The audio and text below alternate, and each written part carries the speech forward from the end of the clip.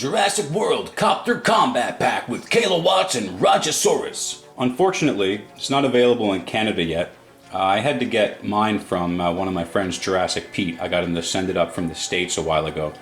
I've got it already assembled and stuff because I got him to take it out of the box for shipping just to save space, because there was quite a few things, and if it was all in the box it would have been a crazy postage. But let's take a look at the Copter first. Got a spinning rotor. And these spin too, but the side one doesn't. Got some screw holes here. I'm not too fussy on those. It opens from the front like this. Kilowatts in her seat. It has a clip for her to fit inside. The position of the seat is kind of really far away from the controls. It would be physically impossible for her to actually reach the controls and steer. So I thought that was a little bit weird. You open the side and it has the missile launcher. It comes with these two missiles. It's great. It's always good to have an extra missile. And this side has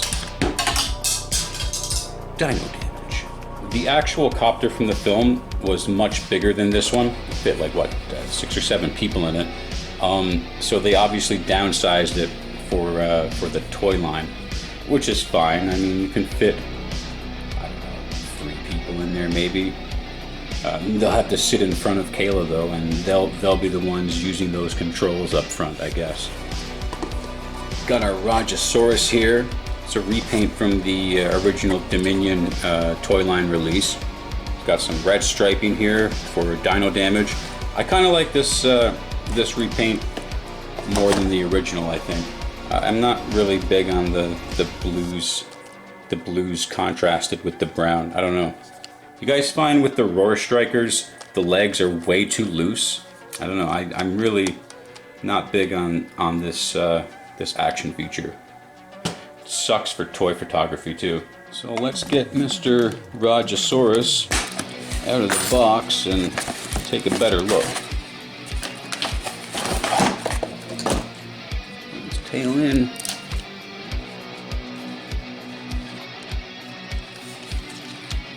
So yeah, his legs are not as loose. Maybe they fixed the problem.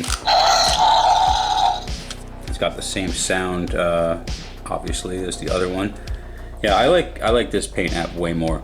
It has a lot more detail with the color variations on the snout, and kind of got like a patchy paint app on the back here, which is cool. I don't really like these kind of just random blah streaks, but I'm also not too big on the new light up feature that Mattel is pushing on everyone with the upcoming toy line. I don't know how I feel about that, but this guy's cool. I like it. I like that his arms are the darker color. Kind of bleeds into up along the shoulder. Yeah, this guy's much better repaint.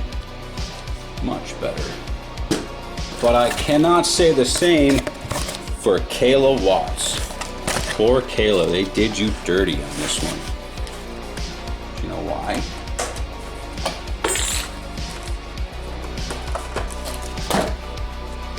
So this is Kilowatts.